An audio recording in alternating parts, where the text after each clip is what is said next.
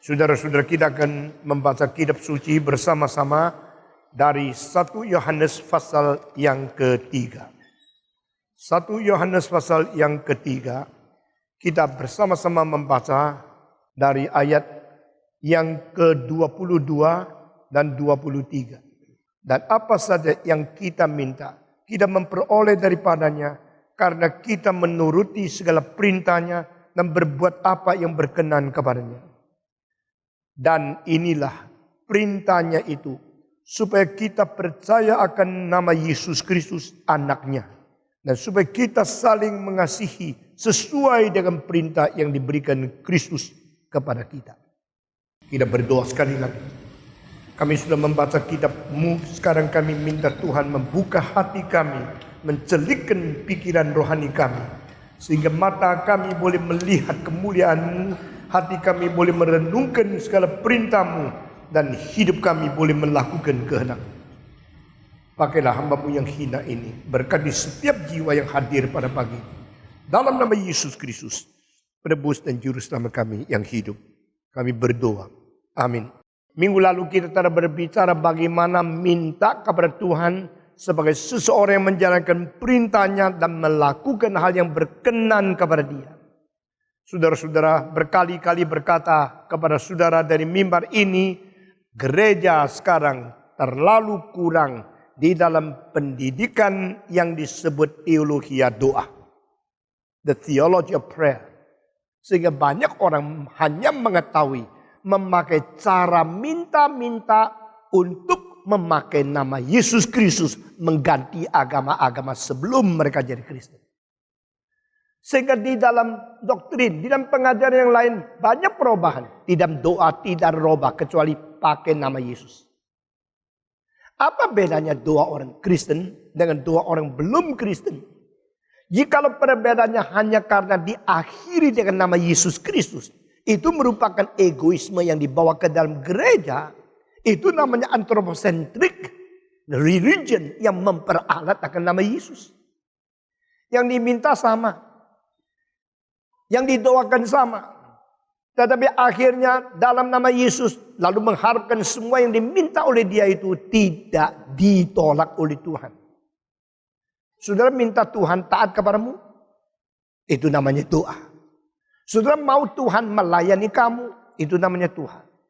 Maka kalau doa adalah nama demikian, nama yang engkau sebut adalah Tuhan, engkau sedang memperalat dia menjadi pembantu. Engkau memaksa Tuhan menjadi budakmu. Tetapi engkau pakai teologi Kristen menyebut dia sebagai Tuhan. Itulah sebab teologi doa menjadi salah satu teologi yang begitu lemah dan begitu tidak beres di dalam pengajaran seluruh systematic theology. Di dalam teologi sistematika ada doktrin Allah, doktrin Kristus, doktrin Tritunggal, doktrin malaikat, doktrin manusia, doktrin dosa, doktrin akhir zaman. Tapi tidak ada doktrin doa. Nah ini kelemahan. Sehingga sekarang tidak banyak gereja yang kelihatan begitu mulu-mulu, begitu berkembang. Dengar doa mereka. Tidak lebih baik sedikit pun daripada agama lain. Maka merasul minta Tuhan ajaran kami bagaimana berdoa. Sekarang gereja-gereja yang tidak beres itu sedang mengajar orang berdoa. Memakai Alkitab lagi. Tetapi yang diajarkan adalah doa-doa yang bukan diajarkan oleh Kristus. Ada doa-doa yang pernah dikatakan oleh orang dan dikabulkan oleh Tuhan. Nah ini cocok. Kalau saya minta dikabulkan, saya minta dikabulkan, saya minta apa saja Tuhan kasih. Nah itulah doa yang saya mau. Dan kebetulan mereka menemukan di dalam ayat ada kalimat Yesus. Apa yang kau minta akan diberikan. Dalam namaku minta apa saja diberikan. Wah ini lebih baik. Kalau begini agama Kristen cocok dengan saya. Kalau begini saya boleh lepas dari agama lain. Agama dari nenek moyang, agama dari para kafir. Asal saya beriman kepada Yesus. Demi namanya minta apa saja diberikan. Disitulah kekristenan berkembang. Berkembang di dalam pengertian salah. Saudara-saudara, kalau anak saudara pergi ke satu sekolah, diajar salah oleh guru. Akhirnya bagaimana? Sekarang banyak orang tua tahu kalau anaknya rajin, pintar, selalu berada di depan komputer, tidak main-main di luar. Salah. Di dalam komputer dia main, di luarnya luar. Di dalam komputer dia melihat hal-hal mengenai seks, mengenai porno, mengenai homoseks, lesbian, semua ajaran yang rusak. Engkau sedang membeli satu komputer menjadi guru jelek taruh di rumahmu untuk menghancurkan moral anakmu. Engkau tidak sadar. Anak saya baik ya.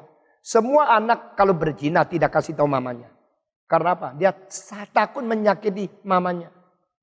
Semua anak kalau berusak dia tidak kasih tahu orang paling cinta dia. Saudara-saudara sekalian. Kalau anakmu diajar oleh guru yang brengsek. Akhirnya menjadi orang yang jahat luar biasa. Engkau tidak sadar, engkau telah melahirkan anak untuk dibinasakan. Tetapi engkau tidak sadar, dirimu diajar oleh ajaran yang salah. Tetapi namanya Kristen. Nah sekarang kalau setan menyelubup ke dalam gereja. Setan memakai pendeta-pendeta yang tidak bertanggung jawab untuk mendidik engkau dengan pengajaran-pengajaran yang berlainan dengan Alkitab. Dengan latihan-latihan doa yang bukan kehendak Tuhan. Lalu engkau kira engkau orang giat mati-mati berdoa. Jangan heran kalau bidat mempunyai sikap berdoa jauh lebih antusias. Jauh lebih hangat daripada orang Kristen. Jangan heran kalau ajaran yang salah lebih fanatik. Ajaran yang salah lebih radikal. Ajaran yang sama lebih hangat, lebih berapi-api. Karena itu adalah cara paling baik bikin gereja besar. Turunkan derajat Alkitab. Sesuai dengan keinginan manusia. Sehingga agama Kristen klop dengan keinginan orang berdosa. Maka orang berdosa merasa agama Kristen semacam ini bisa diterima. Gampang diterima. Turunkan derajat musik, turunkan derajat doa, turunkan derajat doktrin. Semua diturunkan. Asal sesuai dengan kebutuhan manusia. Bukan manusia yang dididik, diajar, dibawa kembali kepada Tuhan. Tapi menjual Tuhan. Mengobral kebenaran demi perkembangan gereja secara kuantitas saja. Saudara-saudara, di sini dikatakan engkau menjalankan perintah, melakukan kehendaknya. Lalu itu menjadi dasar doa. Orang berdoa karena dia mengetahui perintah Tuhan. Orang minta sesuatu karena dia tahu apa yang dijanji, apa yang tidak dijanjikan. Sehingga doa itu menjadi doa yang sudah diseleksi. Doa yang sudah disaring. Doa yang sudah ada seleksi, sudah ada sesuatu pilihan khusus. Kenapa saya berdoa ini? Kenapa saya minta ini? Saya minta ini, saya berdoa ini karena ini di dalam perintah Tuhan, di dalam janji Tuhan, di dalam anugerah Tuhan. Beberapa bulan yang lalu saya mengutip dari Roma pasal 10. Yang beriman berdoa. Kalau tidak beriman bagaimana berdoa? Kalau dia berdoa bagaimana diberkati oleh Tuhan?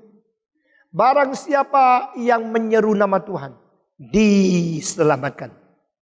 Barang siapa yang beriman, kalau tidak beriman, bagaimana menyeru nama Tuhan? Kalau tidak mendengar, bagaimana beriman? Kalau tidak mengabari, siapa bagaimana bisa mendengar? Di sini ada 5 tahap. Karena Allah mengutus, maka ada yang mengabar. Karena ada yang mengabar, maka ada orang mendengar. Karena ada yang mendengar, maka ada orang yang percaya. Karena orang percaya maka mereka berdoa. Karena berdoa menyeru nama Tuhan maka diselamatkan. 5 hal tahap ini terus berjalan sampai akhirnya penginjilan berbuah. Dan orang diselamatkan. You are safe. Because you call upon the name of God. How can you call upon the name? Because you believe in Him. How can you believe? Because you listen to the word. How can you listen to the word?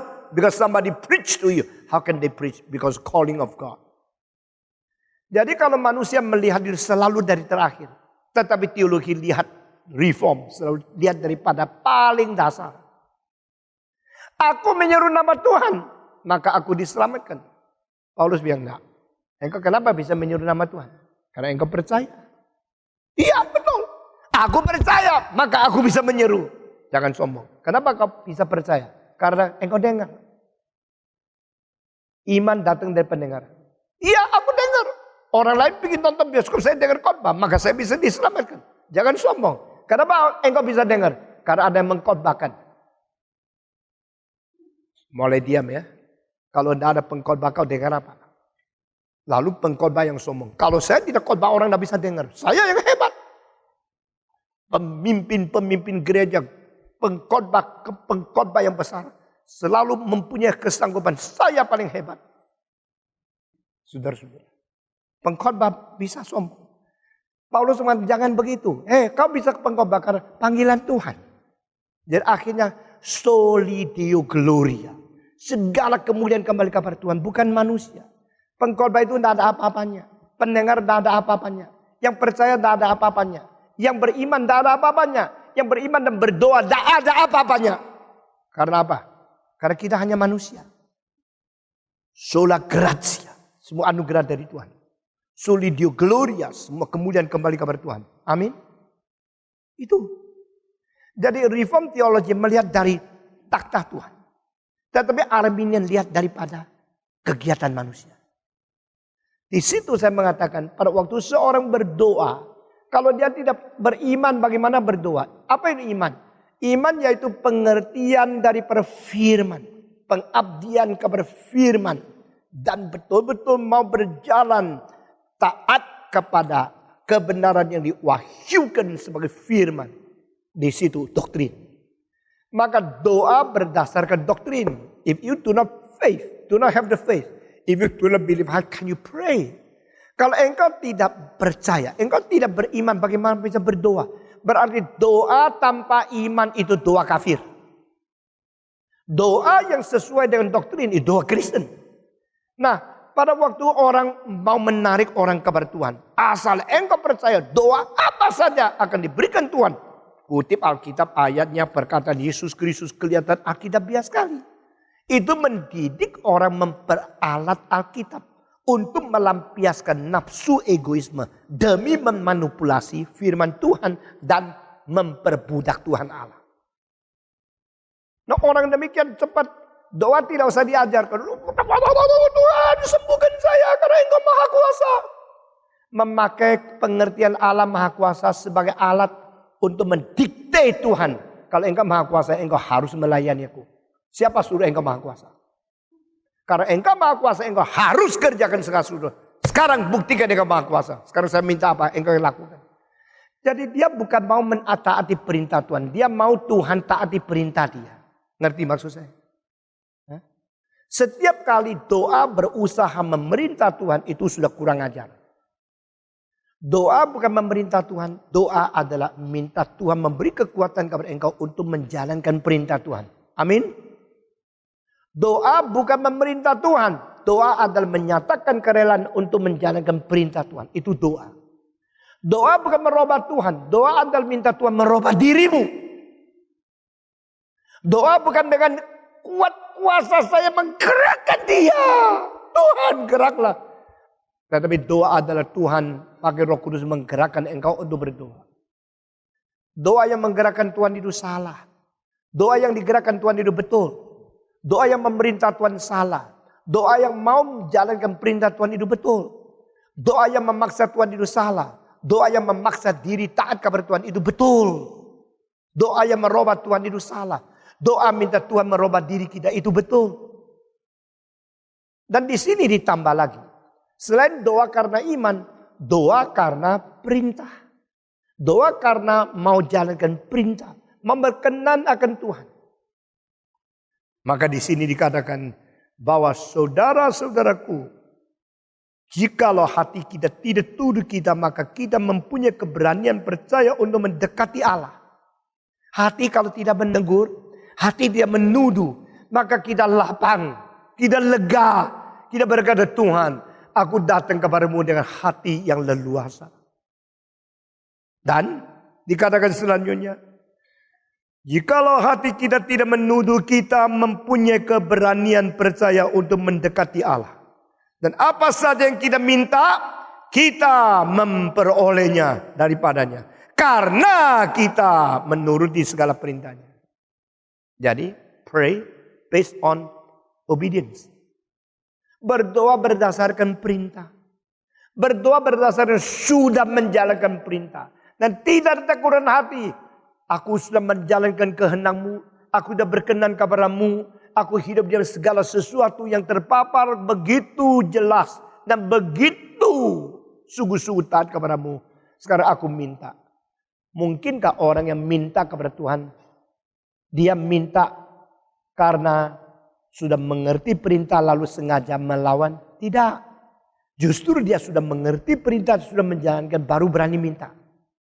Jadi semua perintah Tuhan sudah jalan. Semua pengertian dengan perintah Tuhan dia sudah mengerti. Lalu dia sudah melakukan segala sesuatu berkenan kepada Tuhan.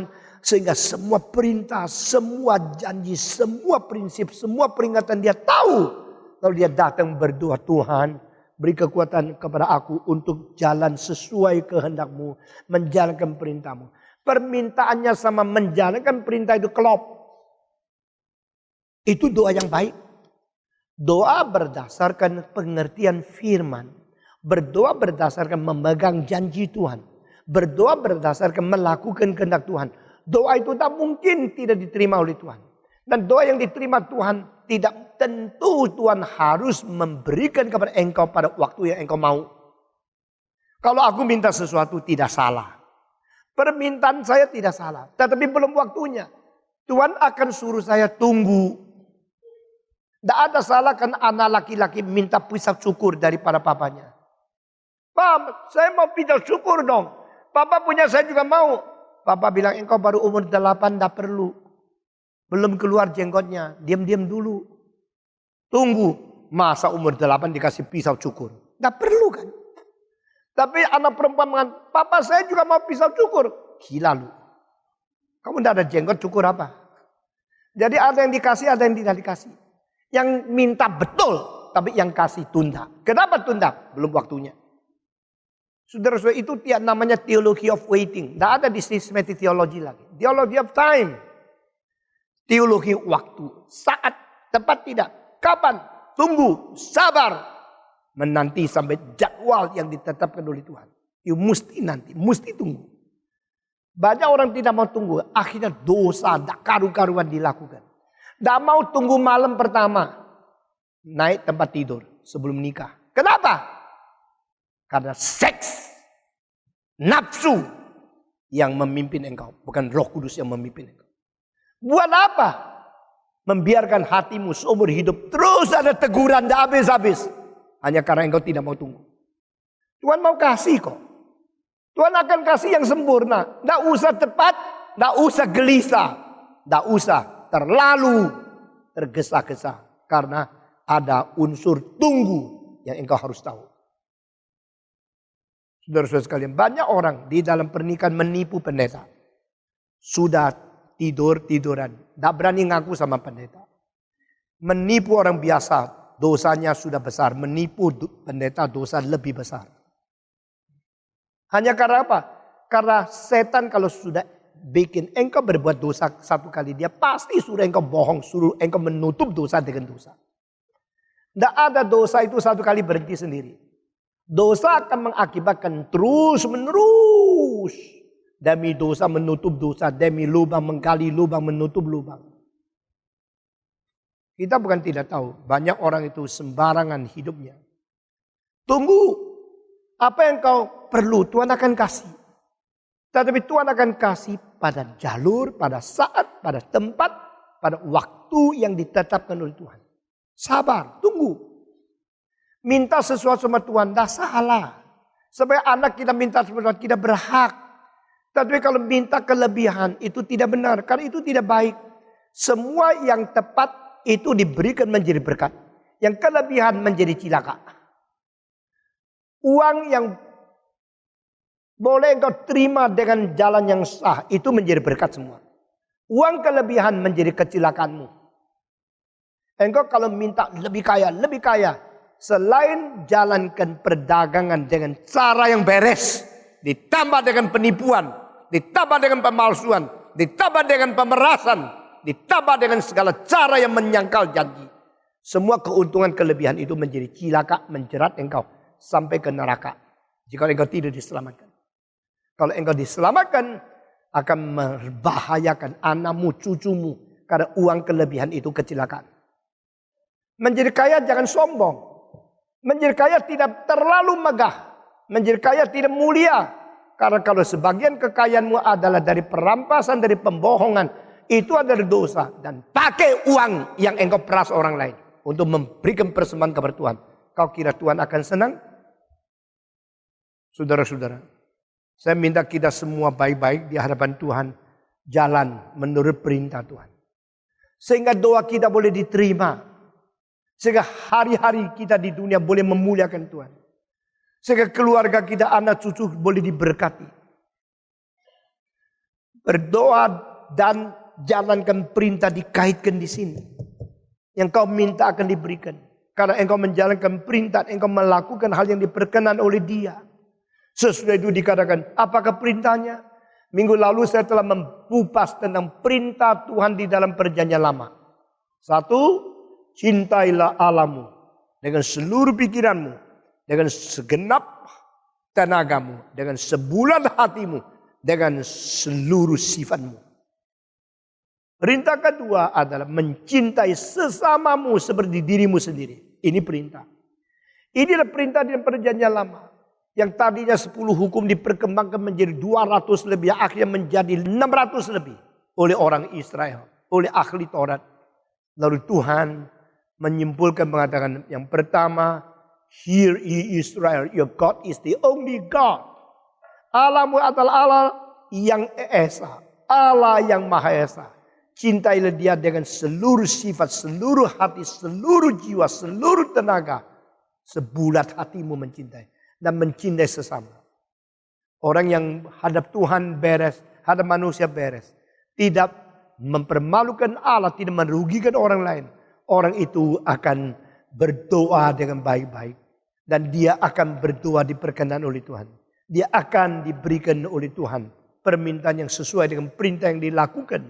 Sesuai itu di sini katakan, apakah perintahnya? Maka selain perjanjian lama, perjanjian baru ada 2 perintah dari Allah.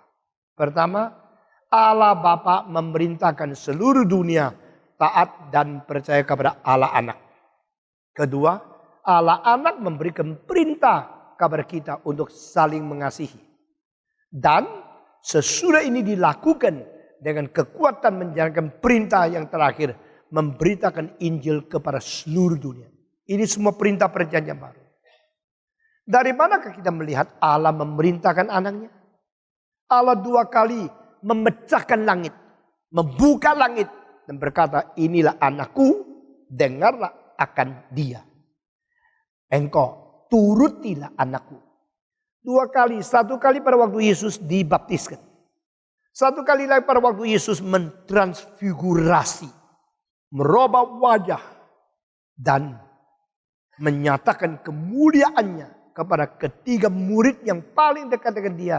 Yaitu Yohanes, Petrus, dan Yakobus. Mungkin di Bukit Hermon. Dan di situ Musa dan Elias menampakkan diri berada di sebelah Yesus Kristus. Dan sekali lagi Tuhan buka langit dan berkata, inilah anakku yang ku kasihi.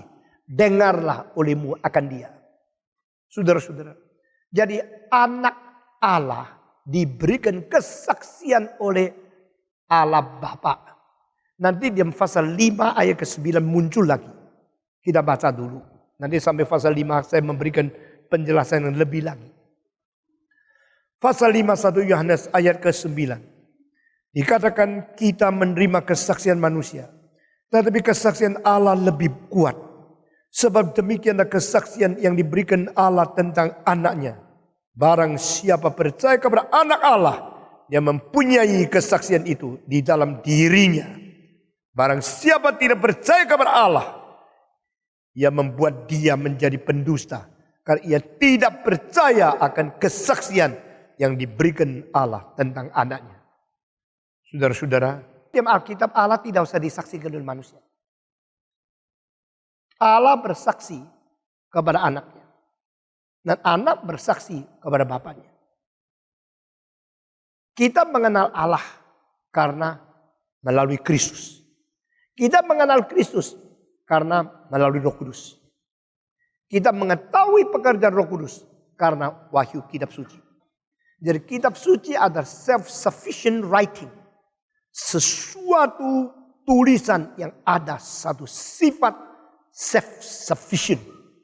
Satu kesempurnaan pada diri sendiri. Tak perlu ada sesuatu yang membuktikan Alkitab lagi. Dan Alkitab mengatakan dari kalimat pertama, demikianlah Allah pada permulaannya menciptakan dunia. Tak usah Musa bersaksi, ada Allah yang sejati. Aku bersaksi kepada Allah, perkenalkan Allah kepadamu. Itu wahyu Allah sendiri kepada manusia. Jadi Allah sendiri berkata. Bukan Allah yang dikenalkan oleh orang lain kepada orang lain. Tapi Allah sendiri menyaksikan. Allah sendiri berwahyu kepada manusia. Demikian firman Tuhan. Nabi Yeremia, Nabi Yesaya. Demikian firman Tuhan. Selesai kalimat itu. Aku. Itu Tuhan bersaksi berkata bagi diri sendiri. Saudara-saudara sekalian. Di dalam Wafat pasal 5 ayat 9 dikatakan. Kesaksian manusia kita sudah terima. Tetapi kesaksian Allah lebih kuat. Ini ayat yang penting. Dan hanya muncul satu kali di seluruh kitab suci. Allah Bapa mempunyai kesaksian jauh lebih tinggi daripada kesaksian manusia siapapun. Dan kesaksian Allah Bapa adalah ditujukan kepada anaknya. God the Father bear the witness for the only begotten Son. Allah Bapa memberikan kesaksian hanya kepada satu, yaitu anaknya yang tunggal itu. Percaya kepada dia. Nah ini perintah. Perintah Tuhan Allah adalah percaya kepada anak. Jikalau agama lain tidak percaya Allah diperanakan dan tidak percaya Allah beranak, maka mereka tidak pernah mengaku Yesus itu anak Allah. Tetapi Alkitab mengatakan terimalah kesaksian dari Bapa. Karena Bapa bersaksi bagi anaknya. Saya kira ini kunci. Tapi Alkitab mengatakan, jikalau kesaksian manusia kita terima, jangan lupa. Kesaksian Allah lebih kuat dari kesaksian manusia. Dan kesaksian Allah diberikan untuk anaknya. Kalau Allah berkata, ini anakku. Siapa boleh berkata, Allah tidak ada anak? Kalau Allah sendiri bersaksi bagi anaknya, siapa boleh menerima Yesus anak Allah? Orang punya konsep itu selalu mikir, kalau Yesus itu anak Allah, lalu Allah bapaknya, mamanya siapa? Allah nikah sama siapa? Nah ini adalah memakai pikiran manusia yang dicipta untuk mengikat Allah sang pencipta. Kenapa mesti ada apa-apa? Ada mama, baru ada anak. Kalau engkau bilang ini kunci, ini anak kunci, mana nyonyanya? Ini anak kapal, mana ibu kapal? Ini anak buah, ada mama buah. Istilah anak tidak perlu dikaitkan dengan ibu. Konsep itu adalah konsep manusia yang dicipta, lalu memakai konsep yang dicipta untuk menerapkan Allah harus sesuai dengan ini. Itu lucu sekali. Yang disebut anak di dalam Alkitab adalah dia berasal daripada induknya, yaitu Bapa. Yang disebut diperanakan berarti dia bukan dilahirkan. Yang disebut anak yang tunggal berarti tidak ada bandingnya. Tidak ada yang kedua. Sehingga Yesus adalah anak Allah. Ini disaksikan oleh Alkitab. Oleh Allah sendiri. Maka saudara-saudara, perintah Allah itu di dalam perjanjian baru itu satu. Yaitu perintahkan manusia percaya kepada Yesus Kristus. Nah ini perintah di atas semua perintah. The greatest and the biggest, the most prominent commandment of God the Father is that human being believe in His Son, His only begotten Son. Allah memberikan anak. Allah mengirim anak. Dan anak itu adalah anak Allah. Supaya kita beriman kepada dia. Tidak lagi bersandar pada kelakuan kita. Konsep ini mulai dari mana? Dari perjanjian lama. Dan mulai dari siapa? Mulai daripada Daud. Saya berkata berulang-ulang kali Daud adalah teolog terbesar. Khususnya di dalam kristologi. Sepanjang sejarah manusia. Abraham tidak pernah tahu. Abraham cuma tahu Tuhan suruh dia memberikan anak tunggal untuk Tuhan. Tapi Abraham tak pernah tahu kalau Allah memberi anak tunggal kepada manusia. Tidak tahu. Musa tidak tahu. Musa tidak tahu kalau Yesus Kristus akan duduk di sebelah kanan Allah Bapa. Yang mengetahui semua itu cuma satu orang, Daud. Daud luar biasa, dekat dengan Tuhan Allah. Akhirnya wahyu Allah di dalam dirinya Daud begitu limpah. Sampai dia mengetahui Yesus dijual 30 keping perak. Sampai dia tahu Yesus waktu mati tidak satu tulang yang patah. Sampai dia tahu kalau Yesus Kristus waktu di atas kayu salib dipaku tangan dan kakinya. Sampai dia tahu Yesus berteriak, Allahku, Allahku, mengapa meninggalkan aku? Yeremia, Yesaya, Musa, Yosua, Daniel. Tidak ada satu orang mengenal kristologi lebih daripada Daud. Daud adalah teolog terbesar sepanjang sejarah. Daud adalah yang paling mengerti isi hati Tuhan. Meskipun dia adalah manusia yang lemah, pernah berzina dan sebagainya. Saudara-saudara, Daud benar-benar mengerti hati Tuhan. Dan Daud yang menulis istilah, engkau anakku, hari ini aku melahirkan engkau. Dan yang diurapi berkata, aku menjadi raja di Sion. Ini semua tersimpan di Messianic Psalms. Yaitu syair-syair Mazmur Mesianis. Pasal kedua dari Mazmur. Pasal kedua Mazmur ayat ke-7. Itu mengandung pengertian kristologi. Yesus adalah anak Allah. Dan di dalam Mazmur pasal kedua, Yesus berkata, aku yang diurapi, mengumumkan akulah adalah yang menjadi raja di Sion. Dan Allah berkata kepadaku, engkau adaku. Kenapa orang Farisi akhirnya memaku Yesus di atas kayu salib melalui tangan orang Romawi? Karena mereka tidak percaya Yesus anak Allah. Mereka tidak bisa terima. Karena menurut mereka Allah tidak ada anak. Tapi justru di dalam perjanjian lama 2 kali. Kalau mau dipaksa 3 kali. Yesus anak Allah itu dinubuat di dalam perjanjian lama. Pertama di dalam Mazmur pasal kedua.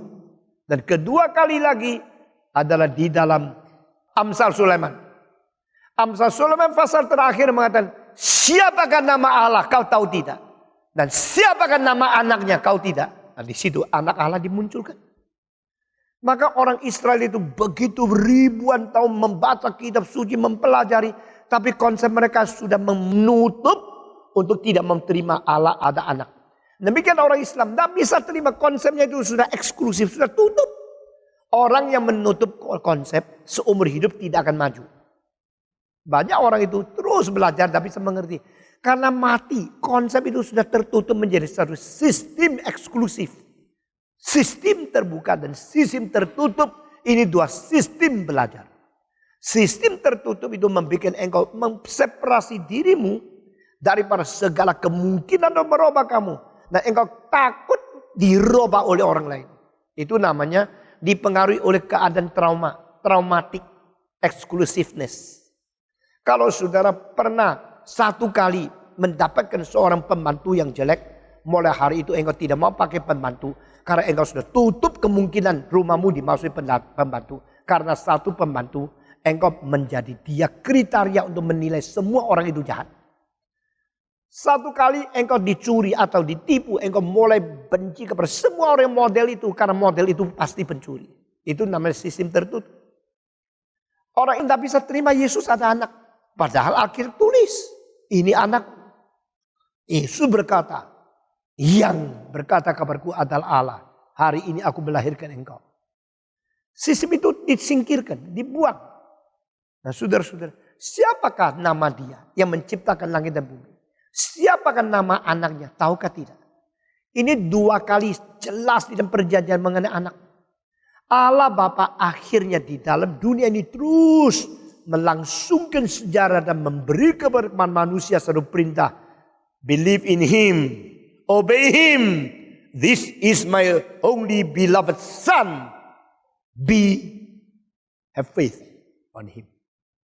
Saudara-saudara sekalian. Ini perintah dari Allah Bapa. 1 yang paling besar. Perintah Allah paling besar cuma 1. Percaya kepada Yesus Kristus. Janji Allah paling besar cuma 1. Di dalam dia ada hidup kekal. Janji Allah adalah hidup kekal. Perintah Allah adalah percaya kepada anaknya. Ini dua-dua di mana? Di 1 Yohanes. Saya sudah khotbah kepada saudara mengenai janji Allah adalah hidup yang kekal. Pasal kedua, kita membaca bersama-sama. Pasal kedua, kita membaca bersama-sama ayat yang 25. Mari kita membaca bersama-sama. 25, 1, 2, 3. Dan inilah janji yang telah dijanjikannya sendiri kepada kita, yaitu hidup yang kekal. Jadi janji Allah Bapa cuma satu, hidup kekal. Yang semua yang lain itu adalah yang sekunder. Perintah Allah itu cuma satu. Yang paling penting percaya kepada anak. Yang lain itu semua sekunder.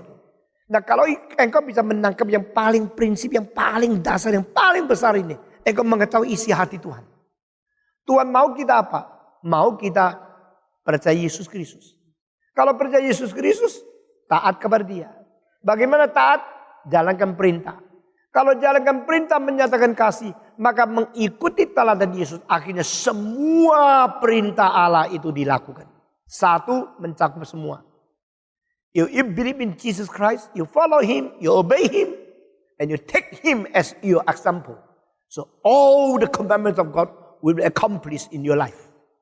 Karena yang satu mencakup semua. Demikian juga saksi, perintah Allah cuma satu.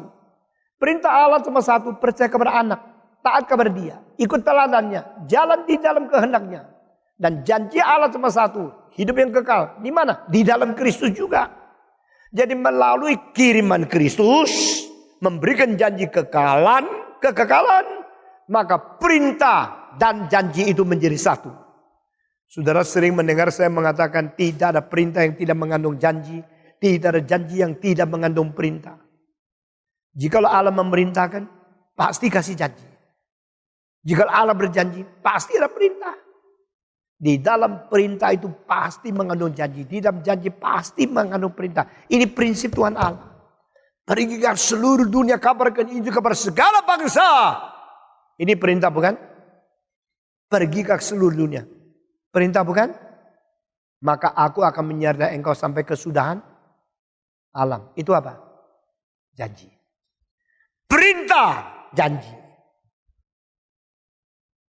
Hormati orang tuamu, maka aku akan memperpanjang hidupmu di dunia ini. Perintah, janji. Janji Allah mengandung perintah, perintah Allah mengandung janji. Belajarlah seperti orang-orang daripada Puritan. Baca kitab suci dengan catat pena yang warna, ini janji.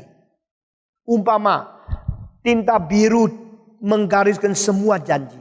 Tinta merah menggariskan bawah semua perintah. Dan tinta lagi yang warna lain menulis tentang sesuatu kekuatan atau sesuatu peringatan. Sehingga engkau baca kitab suci dengan jelas. Ini janji yang saya boleh berdoa. Ini perintah yang saya harus jalankan. Inilah peringatan saya harus takuti. Dan ini dorongan yang saya perlu mendapatkan kekuatan.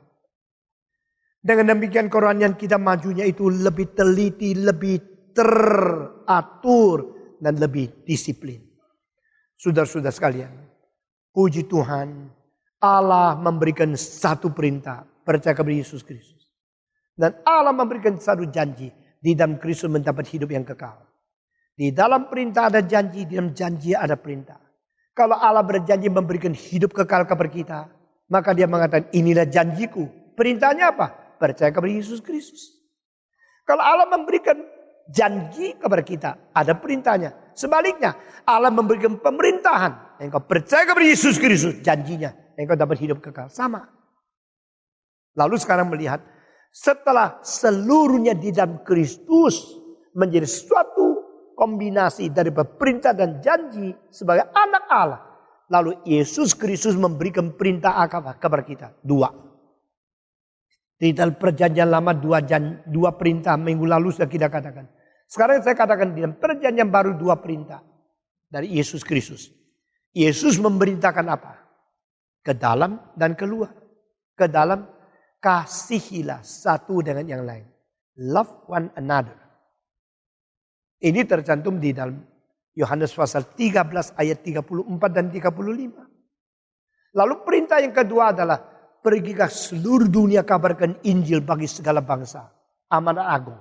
Ini tercantum di dalam Matius pasal 28. Nah sekarang hari ini kita mau membaca kedua perintah dari Kristus di dalam perjanjian baru.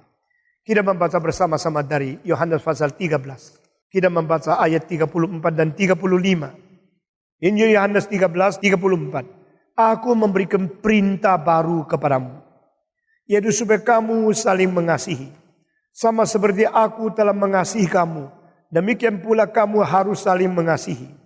Dengan demikian semua orang akan tahu bahwa kamu adalah murid-muridku, yaitu jikalau kamu saling mengasihi. Kita membaca bersama-sama. 1, 2, 3.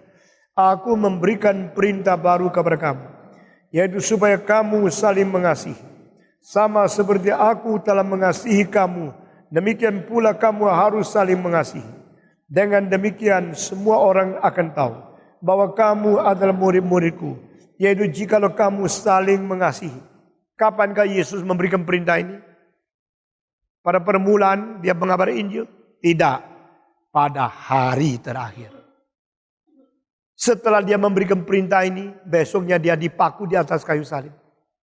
Dan dia mengetahui orang yang sudah belajar 3,5 tahun belum mengetahui bagaimana mengasihi.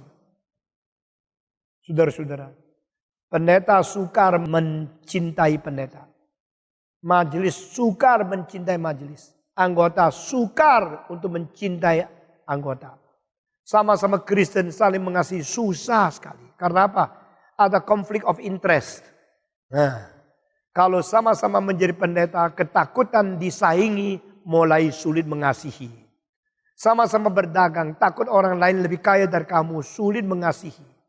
Engkau lebih suka mengkutuk, mengkucilkan, mengkritik, mengfitnah, mengumpat, menggeser, daripada engkau suka mengasihi, mengerti, mengampuni, mentoleran. Yesus kapan mengatakan engkau harus saling mengasihi? Justru pada hari sebelum naik ke atas kayu salib. Kenapa? Itu muncaknya di Yerusalem. Mereka tidak sadar. Mereka kira Yesus ini kali terakhir ke Yerusalem akan mendadak mengatakan revolusi, merebut kuasa, lalu mengumumkan dia sebagai raja. Kalau Yesus sebagai raja, lalu seluruh orang di Yerusalem akan memfihaki Yesus. Karena pada waktu Yesus masuk terakhir, diterima sambut dengan orang-orang demonstrasi besar sekali. Mereka dengan daun-daun, dengan pakaian, membeber ke dalam jalan supaya Yesus naik masuknya. Dengan keledai itu menginjak pakaian mereka. Wow, ini belum terjadi. Belum pernah jadi di dalam kerajaan Romawi atau di dalam kerajaan Inggris atau kerajaan Cina. Rakyat ribuan orang buka pakaiannya, taruh di jalan supaya Yesus boleh lewat. Tetapi hari itu orang-orang yang ikut Yesus kira inilah waktunya revolusi. Inilah zaman suara manusia. Rakyat orang Israel semua tidak setuju Herodes. Mereka akan kembali membawa takhta daripada Herodes turun dan membawa Kristus naik. Nah inilah hari di mana revolusi terjadi. Yesus akan menjadi raja orang Israel dan rakyat begitu mendukung. Nah waktu mereka melihat 1 minggu yang terakhir Yesus hidup di dunia, mereka rasa ini waktunya. Mengapa Petrus mengikuti Yesus? Karena dia ingin menjadi Perdana Menteri. Mengapa Yudas mengikuti Yesus? Dia mau menjadi Menteri Keuangan. Mengapa Andreas ikut Yesus? Ikut menjadi menteri-menteri yang penting. Dan waktu mereka merebut satu dengan lain kuasa siapa lebih besar. Sampai cara nepotisme dipakai. Aku sudah ikut Yesus Kristus. Aku tidak lagi mendapatkan pekerjaan di luar. Aku mau menjadi hamba Tuhan. Coba dong, tolong. Maka mama daripada Yakobus dan Yohanes datang kepada Yesus Kristus. Hari itu juga. Oh Yesus. Tahukah saya familimu? Saya susah payah membesarkan kedua anakku. Siapa yang tidak susah payah membesarkan anak? Semua ibu cuma pikir anaknya paling penting. Anak orang lain itu biasa. Anak saya itu anak saya. Ini anak saya. Anak yang saya pelihara dari kecil. Aduh saya sayang luar biasa. Tuhan tahu itu. Tidak usah ngomong. Semua orang sama. Tapi anak saya ini loh. Yang saya sayang ini loh. Dari kecil mungil, ganteng, bagus, rajin, sehat, muda. Ya pasti anak muda. Kalau anakmu tua bagaimana? Sekarang tua-tuanya mengikut kamu. Saya besok gimana? Tua-tuanya jadi pendeta. Uang pensiun saya dari mana? Tolong dong anak saya ini dikasih keistimewaan. Satu jadi menteri kanan, satu menteri kiri. Di sebelah kerajaan. Waduh kalau gini, waduh aku diterima. Kamsya lah kamsya. Benar-benar kamsya, ban kamsya. Pokoknya anak saya. Satu di kananmu, satu di kirimu. Itu hari terakhir. Sudah mendidik mereka 3 tahun setengah. Sudah mau dapat ijazah. Imannya masih begini. Panggil mama datang nepotisme. Minta kedudukan tinggi. Yesus bilang, oh ya Jim pulang sudah. Lu gak usah khawatir. Gua pasti ingat anakmu lah. Aku tahu kok jeripayamu. Dari kecil gantikan popok. Ya toh? Ya toh? Siapa yang gak gantikan popok anaknya? Dari kecil engkau susah payah besarkan. Saya tahu. Saya nanti kasih mereka tempat yang paling baik. Yesus jawabnya apa? Apa yang kau minta? Apa yang kau doa? Aku doa dalam nama Yesus. Doa karena engkau berjanji. Janjiku hidup kekal. Bukan janji menteri loh. Yang Tuhan izinkan ditata satu. Yang lain merebut. Biasa. Murid Yesus begini. Apalagi jenderal sekarang. Sama saja. Yesus menjawab apa? Oke lah Jim, tenang aja. Gak apa-apa aku janjikan. Gak ada. Janji selain hidup kekal, gak ada janji menteri. Yesus mengatakan, engkau minta apa? Satu di kanan, satu di kiri. Enak ya. Saya tanya, cawan pahit yang aku minum, anakmu bisa minum gak? Baptisan aku terima, bisakah kau terima? Bisa. Orang kalau ingin sesuatu semua bisa. Kalau waktu nikah, maukah engkau cintai istrimu sampai mati? Ya. Kalau tidak jadi, tidak ditabiskan gimana? Mesti iya dulu kan. Waktu dibaptiskan, mau memberikan perpuluhan, mau. Lalu diperiksa, beri 1000 pun tidak. Saudara. Janjinya gampang, iya. Bisakah kau terima cawan yang pahit yang aku terima? Bisa kau terima baptisan yang aku terima? Bisa. Oke, sekarang dengar ya jawabanku. Kalau bisa terima pun nanti kanan di kiri bukan aku yang tentukan. Bapak yang kasih. Kasih tidak kasih, terima saja. Maka doamu tidak tentu diterima oleh Tuhan. Jangan sembarangan pakai ayat, aku doa minta apa saja dikasih. Itu bukan Kristen. Itu memakai Alkitab untuk menipu Kristen. Itu dari setan, bukan dari Tuhan. Ini ibunya minta, Yesus langsung tolak kok. Doanya tidak dikasih kok. Bagaimana bisa memakai ayat itu mengikat Tuhan? Aku minta anakku satu di kanan, satu di kiri. Kalau engkau hari ini menjadi raja. Kenapa ada konsep hari ini menjadi raja? Karena waktu Yesus masuk Yerusalem itu disambutnya oleh rakyat suara begitu besar. People's power. People's power menjadi dasar revolusi. Kalau Yesus jadi raja, terus anakku menteri. Ini mamanya loh. Mama menteri, ibu menteri. Wah kalau jalan semua orang akan terima saya dengan sombong. Yesus sedih. Engkau tidak tahu. Besok bukan aku jadi raja. Besok aku dibuang di salib, dipaku.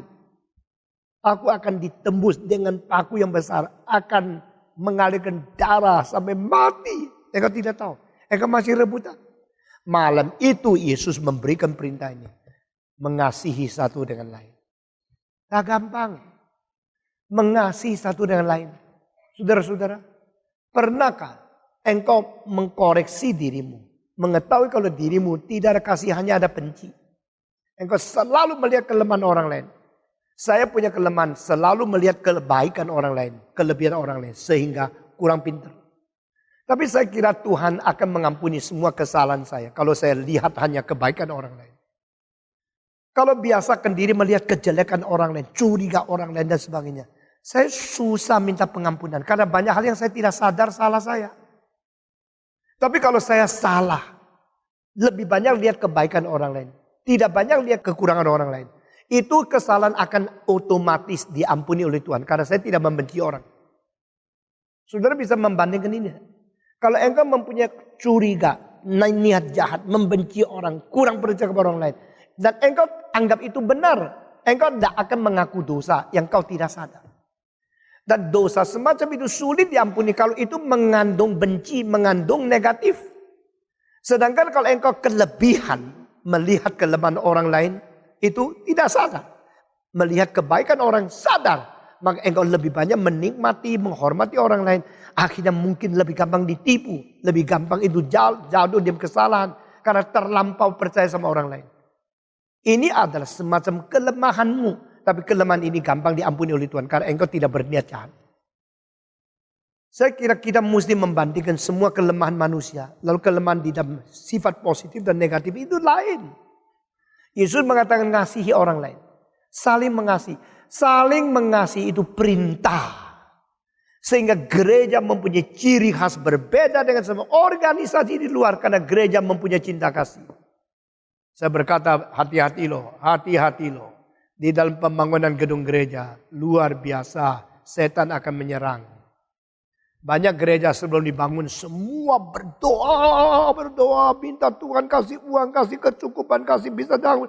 Dengan iman berdoa. Setelah selesai mulai sombong, mulai bertengkar, lalu pecah. Banyak gereja setelah bangun gereja jadi pecah. Karena apa? Sudah tidak usah doa. Sudah mulai merebutkan kuasa. Inilah jasaku, inilah pentingku dan sebagainya.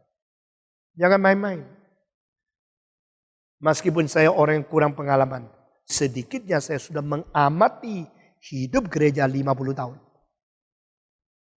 Selama 50 tahun saya melihat gereja pecah setelah bangun gedung. Jangan main-main. Di dalam tim pembangunan, di dalam panitia, di dalam semua pekerja. Ingat saling mengasihi. Yesus Kristus memberikan perintah saling mengasihi. Justru satu malam sebelum naik ke atas salib. Dan hari itu mereka masih memikirkan siapa lebih besar. Ayo kalau dia jadi raja, siapa jadi menteri, siapa lebih besar, siapa lebih penting. Dan pada waktu mereka mengatakan, ayo Yesus, kamu yang kasih tahu siapa yang lebih besar, siapa yang paling penting.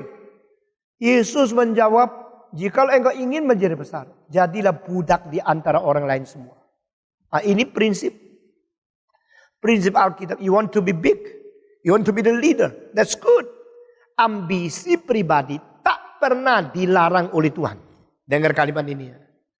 Tuhan Allah tidak menekan orang berambisi. Apalagi beraspirasi. Engkau ingin berkembang, ingin besar, ingin sukses, ingin ngetop. Silakan, boleh, tidak apa-apa.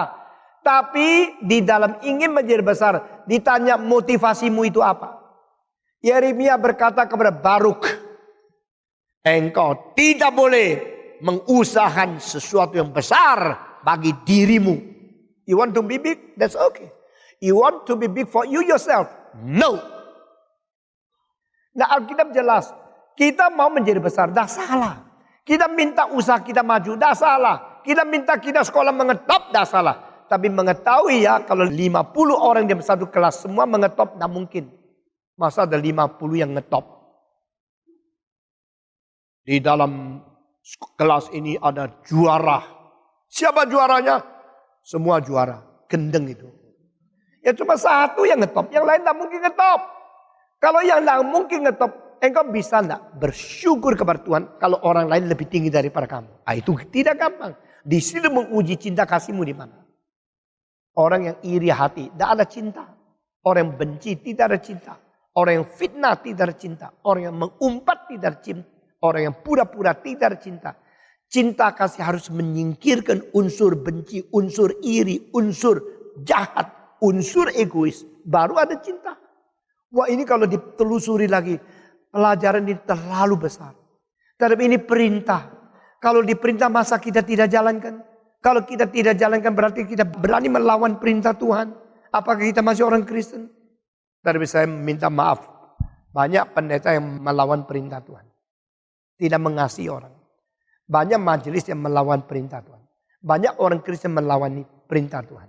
Sehingga besok akan dihukum bagaimana? Saya tidak tahu. Saudara jangan kira engkau benci orang. Engkau umpat fitnah. Engkau iri. Engkau jahat sama orang lain.